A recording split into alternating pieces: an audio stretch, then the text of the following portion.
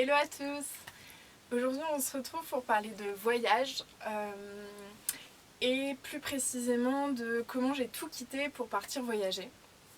C'est ce genre de vidéo que je regardais souvent quand je voulais sauter le pas et qui moi personnellement m'ont beaucoup aidé. Du coup je me disais que peut-être une de plus sur YouTube pourrait aider d'autres personnes. Alors pour présenter un petit peu la chose, je vivais à Paris, j'étais en CDI. Et mon rêve, c'était de faire un tour du monde. Ça fait des années que j'ai envie de faire un tour du monde. Je me voyais faire ça avec mon copain, partir 1 an et aller dans plein de pays différents. Et ce qui s'est passé, du coup, c'est que je voyage beaucoup, j'aime le voyage, comme beaucoup de personnes, je pense, mais j'étais jamais partie toute seule. Et à l'époque, quand j'ai pris ma décision, j'étais célibataire. Et finalement, c'est quand même à ce moment-là que j'ai pris cette décision. Parce que la solitude et moi, ça faisait un petit peu deux à l'époque. J'en parlerai peut-être dans d'autres vidéos. Et donc, en février dernier, j'ai pris la décision de partir en Inde. Et c'était mon premier voyage complètement seul. Donc, c'est assez marrant comment ça s'est fait, parce que c'était pas une décision vraiment personnelle. En fait, tout a commencé au salon du bien-être à Paris. J'étais entre les stands et il y a une photo d'un monument. Pour ceux qui connaissent, c'est le Matrimondir à Auroville en Inde, qui m'a vraiment aspirée, qui m'a appelée.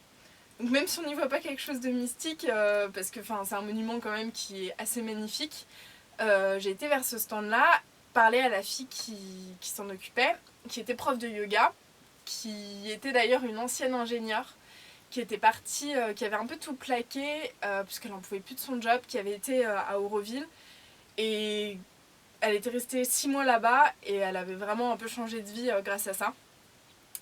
Et donc elle proposait une retraite de yoga, comme il y en a plein qui se font, à Auroville.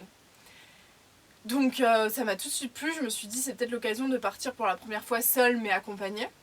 Et donc j'ai posé mes congés auprès de mon manager, j'avais assez d'argent pour partir, etc. Et finalement, un petit peu avant de partir, ça a été annulé car elle n'avait pas trouvé assez de participants pour participer à la retraite. Et donc là, j'avais un choix un petit peu cornélien. Est-ce que je pars toute seule, visiter l'Inde, ou est-ce que j'annule tout, j'annule mes vacances et je pars pas?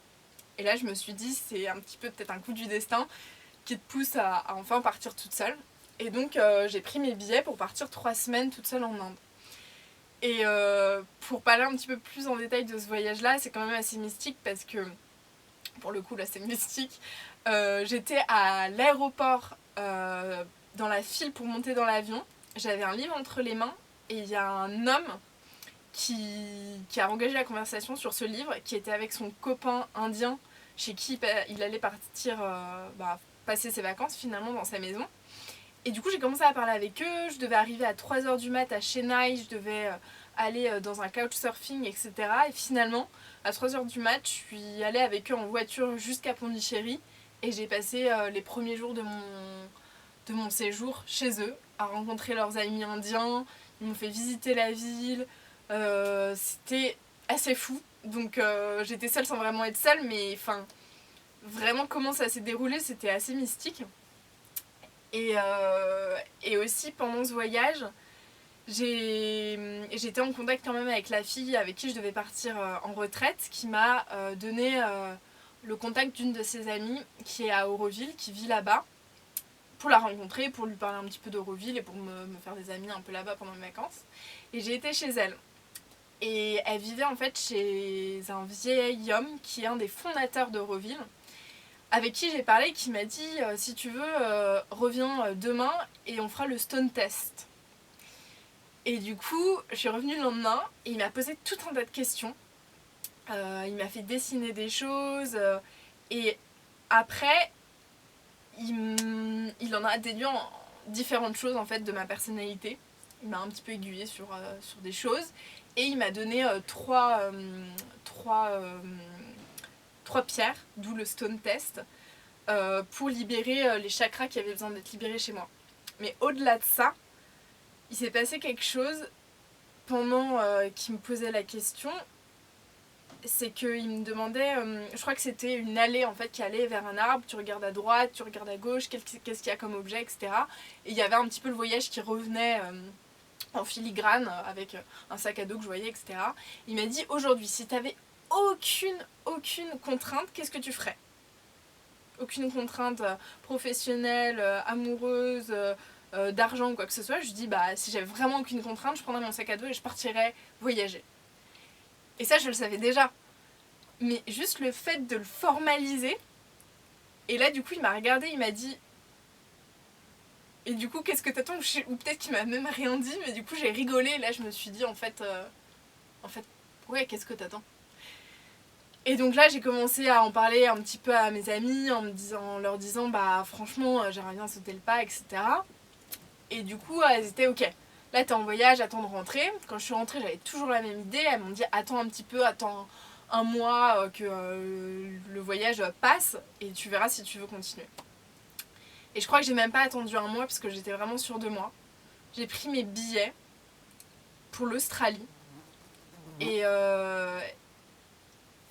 voilà. Et ça s'est fait comme ça.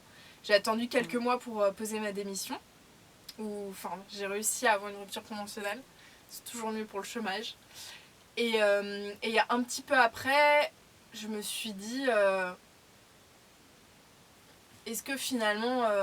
Enfin, en fait, parallèlement à la décision du voyage, le fait de revenir à Paris, déjà j'avais un manque énorme de nature. Parce que j'étais tout le temps dans la nature en Inde. Et le fait d'être dans mon petit bureau, donc je travaillais en digital marketing à l'époque, d'être dans mon petit bureau toute la journée face à un écran, je me suis dit, mais mon Dieu, je peux pas passer ma vie comme ça. C'est un peu bête, hein, parce qu'on se le dit sans pour autant partir en voyage ou changer radicalement sa vie, mais je suffoquais. Et du coup, grâce à ça, ça m'a permis de continuer un petit peu ma vie et puis d'arriver à... Il y a plein de mouches ici. D'arriver un petit peu à accepter de continuer à aller au travail et de me dire que j'en avais plus pour très longtemps là-bas. Et paradoxalement, en fait, du coup, j'étais célibataire à l'époque et je me suis dit, c'est pas grave, je pars toute seule. Je rencontrerai peut-être quelqu'un là-bas et on verra. Et juste, je voulais faire cette vidéo pour vous montrer que quand vous voulez vraiment quelque chose, vous pouvez. Je sais qu'on va me parler de combien t'avais d'argent pour partir, etc. J'avais mon PEL. J'avais économisé 17 000 € dessus, je crois. Et c'était pour investir en fait. Investir dans l'immobilier, parce qu'on sait très bien qu'il faut investir dans l'immobilier pour avoir du patrimoine, pour pas se retrouver à la rue, pour avoir des choses sécurisantes autour de nous. Et en fait, après avoir pris mes billets, et plus j'y réfléchissais, plus je me disais, mais en fait, je vais péter mon PEL et je vais partir avec mon PEL. Parce que peut-être qu'à la retraite j'en aurais besoin, ou peut-être dans quelques années, mais ça se trouve, je serais morte. Et en fait, il y a eu ce poids, en fait, de vraiment... je vais en profiter maintenant. Et pour partir en tournée du monde pendant un an, plus ou moins, la moyenne c'est 15 000 € pour un an. Du coup, je me disais, je vais péter mon PEL. Au final, j'ai pris du coup mes billets 6 mois avant de partir. Et je devais partir donc en octobre 2019. Et j'avais aussi un livret A. Et finalement, il s'avère que j'avais économisé aussi 15 000 € sur ce livret A pour partir en voyage. Et je sais que là, il y a des personnes qui vont dire, bon voilà, t'avais beaucoup d'argent quand même sur un compte. Et c'est vrai. Mais j'ai suivi tellement de personnes sur internet qui arrivaient à économiser énormément. J'ai beaucoup économisé parce que je sais pas combien j'avais quand j'ai pris mes billets, mais j'ai énormément économisé pour avoir ces 15 000 € aussi sur mon livret A, ce qui m'a permis de finalement pas casser mon PEL. Et du coup, je pense que si on veut vraiment, on peut aller moins en soirée, dépenser moins d'argent dans des fringues, sortir un petit peu moins, se faire ses lunchs maison au lieu d'aller au restaurant. Surtout à Paris, c'était un peu un challenge parce que il y a beaucoup d'opportunités et je sais qu'il y avait vraiment ce paradoxe entre j'ai envie de profiter à fond des gens que j'aime, de mes amis, de ce qu'il y a à faire à Paris avant de partir. Et du coup, j'avais mis mon appart en Airbnb Du coup, le week-end ou quelques jours par semaine, j'allais dormir chez une copine ou chez ma mère, etc. Donc ça, je sais que ça m'avait beaucoup aidé. D'ailleurs, bon, je le dis ici, Airbnb, c'était pas mon propre appartement. J'ai pas encore de propriété, mais je l'avais fait quand même. Et donc, voilà.